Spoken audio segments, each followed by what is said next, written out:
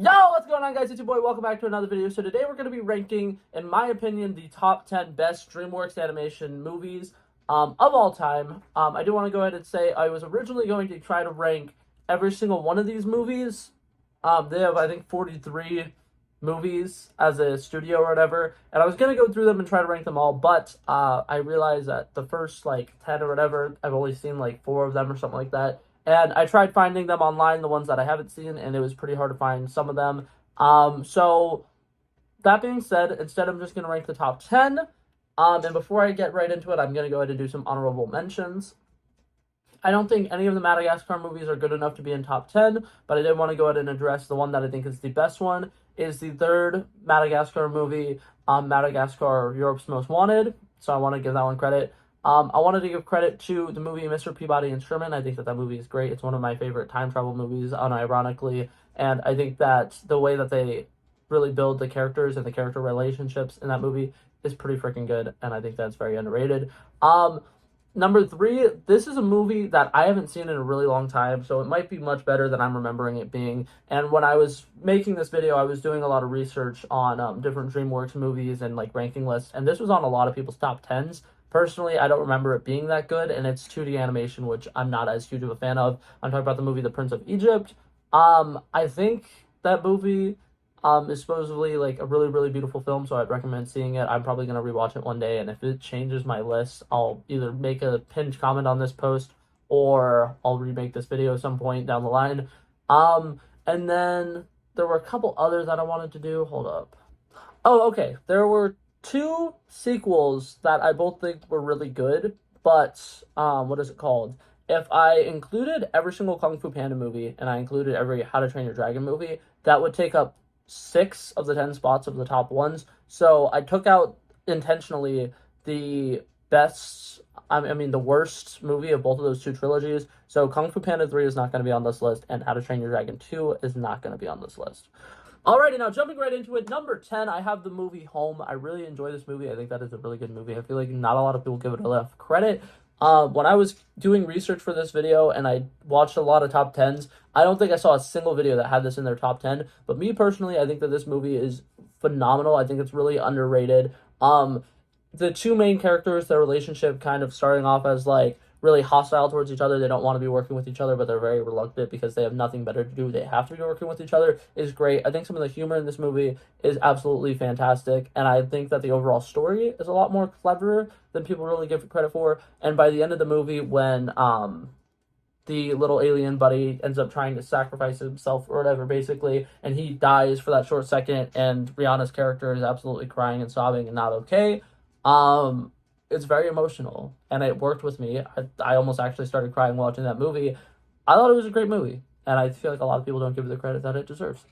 Okay, now coming in at number 9, please do not hate me, okay? I like this movie. I love this movie. DreamWorks has a lot of great animated movies, okay? But coming in at number 9, I have the movie Shrek. And I know this could be an unpopular opinion that this isn't one of the best DreamWorks movies of all time, but I have my reasons for it. For one, the animation does not live up. It's kind of like when you go rewatch the first Toy Story movie and you're like, wow, I remember this looking a lot better and a lot less scary. And then on top of that, there's certain story beats that don't make the most sense. But that being said, I do think that this movie was very ahead of its time. I think it was very cleverly written, and it kind of brought innuendos to the mainstream audience, where there's a lot of jokes that are inappropriate and are meant to be inappropriate for the adults who are watching with their kids. And I think that it is a really, really great movie and always a fun watch. Coming in at number 8, this movie absolutely killed me to put it this low on the list. I really wish I could put this in my top 5, but I just can't. I'm talking about the movie Megamind. This movie is a brilliant, brilliant movie. It was a great idea for DreamWorks Animation. They're like, holy shit, there's a bunch of popular superhero movies going on right now. What if we made a movie based on the villain? And I think that it was great. It was really well done. I think that this movie kind of compares to The Incredibles for Pixar, where it's it's a superhero movie in the superhero genre, and it's so different from all other superhero movies and stuff that are in the genre. The overall twist of the villain end up being the good guy by the end of the movie is great. The way that his character changes throughout the movie is also fantastic. And I just think that overall it's such a fun experience, and it's very, very iconic. There are so many quotes from this movie that I say on a daily basis. Number 7, I have the movie The Rise of the Guardians. This movie is one of my favorite movies of all time, and forever ago I made a video where I was talking about, in my opinion, the best animated movies of all time, and I had this one up there. I still think that this movie is really good, and I still think that it's a very underrated movie. But since then, I've rewatched it a couple times, and a lot of the stuff with like the main humans that are in this movie or whatever is kind of boring. Like, what's it called? We meet this like kid. I think his name is Jamie. I'm not entirely sure. I can't remember. Um, and he has his group of friends or whatever, and he's a really big believer of Santa Claus and all the like guardians or whatever. And he's a very big part of the story, but it's like everybody else in his kind of friend group are like very not interesting, and then we spend a lot of the time with the movie with them, like more time in the movie than I feel like we should with them. But everything with the Guardians is fantastic. The action is fantastic. Jack Frost is really cool. The way that they introduced his origin story was phenomenal, and I really wish they would make a prequel movie introducing the origin of any of the other Guardians, which would be really freaking cool. But they haven't yet, but they should. But yeah, I think that this movie is great, and overall, what is it called? The action's fantastic, comedy's fantastic, the overall story's fantastic. Sandman dies, it's very emotional. He comes back, saves the day. Love it. Coming in at number 6, I have the movie Shrek 2. Personally, I think this is the best of the Shrek movies. I think it's really, really good. I love the music in this movie. It has one of the greatest soundtracks of any movie of all time, and that is not an exaggeration. I think it genuinely is fantastic. The overall story is, in my opinion, better than the first movie. The comedy in this movie hits hard, and I absolutely love it. I think it's fantastic. And I don't know, I think that this movie is really good. It's great. It's fantastic. Very classic.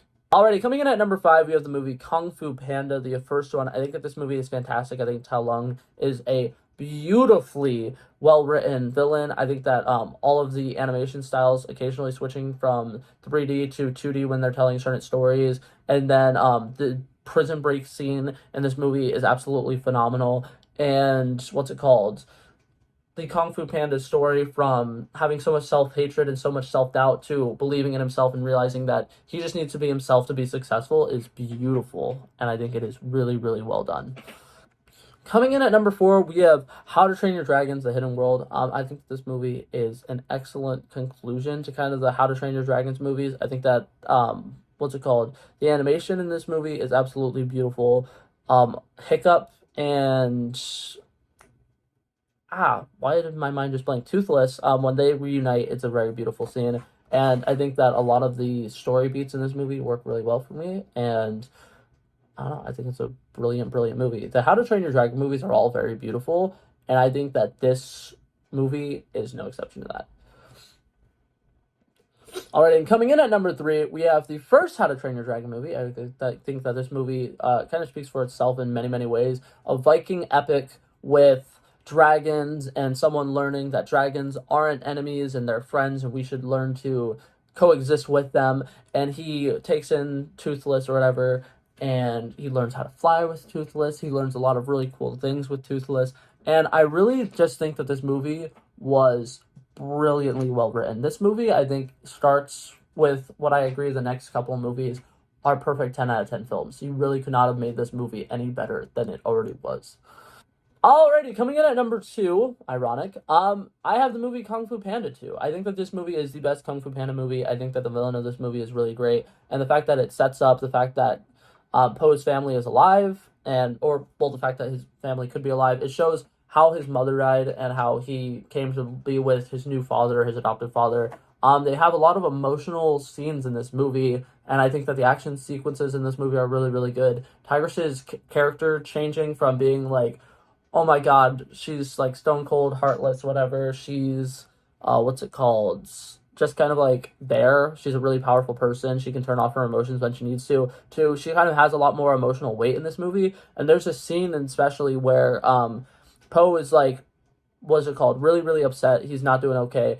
And Tigress goes to hug him, and literally everybody's kind of like shocked because she's like, Tigress, no! And then it's a hug, and everybody's like, is Tigress doing? And I think it's fantastic. I think it's great. Builds all the characters really, really well. Not just the main character, which I think is something that a lot of these animated movies have problems with, is only the main character has arcs. I feel like in this movie, Shifu kind of has an arc. Poe has an arc. Poe's dad has an arc. Tigress has an arc. It's very, very well written. and it's very, very good, and I very much enjoy it. And coming in at number one, before I get a bunch of comments saying, recency bias, this is recency bias, what's wrong with you? Oh my god, you're wrong. Puss in Boots: The Last Wish. I absolutely love this movie. I thought it was absolutely fantastic. What's it called? When it was first announced, I was kind of like, okay, they're making another Puss in Boots movie. That's interesting. I don't know. The first one I thought was like good enough. I didn't think it was like anything spectacular, but it was good.